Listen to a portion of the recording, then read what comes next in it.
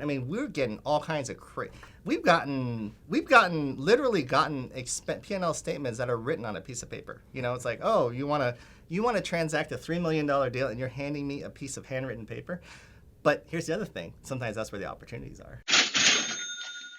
So, Dan, tell me, what's been some of the things that have broken deals in the past? What would cause a deal to fall apart? You know, it's funny. Every time you go into these deals, you get the shiny brochure, you get the shiny package, and then you start to dig below the surface and you start to see what's really going on. And I'm always surprised at the type of things that sellers and brokers think that is going to get by us. And it never gets by us, and it just wastes everyone's time. But I think that the number one thing that we found that's kind of broken deals is just seeing that the rent rolls and who they say is actually, the tenants that they say are actually living at the park are not actually there.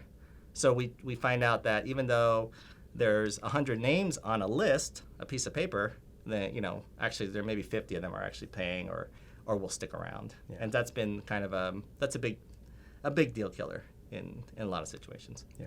Yep. So Dan, you had made a comment in the past about sellers doing interesting, tricky things. So what would be some of the ways that they would be able to, I guess, what's the word I'm looking for? Like push the rent rolls, like make fake rent rolls, like.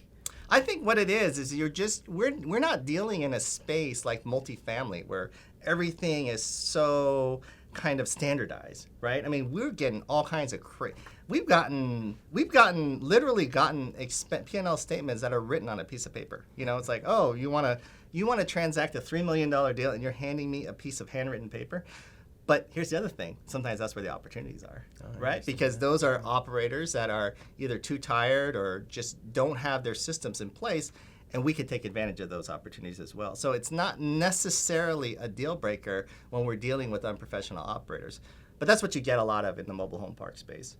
So because we're not always dealing with very professionally produced sheets and, you know, QuickBook things and just like these automated reports, we're going to have to go in there and we're going to have to scrutinize. We're going to have to, you know, in some cases we don't know what the actual occupancy is until we send one of our team members on site and we start knocking on doors. It's as easy as that. Knock on doors. If they open it, probably there's a tenant there. Hopefully they're not an actor. Yeah. It's like, hey, didn't I see you in lot 34? Right. No, that was a different guy.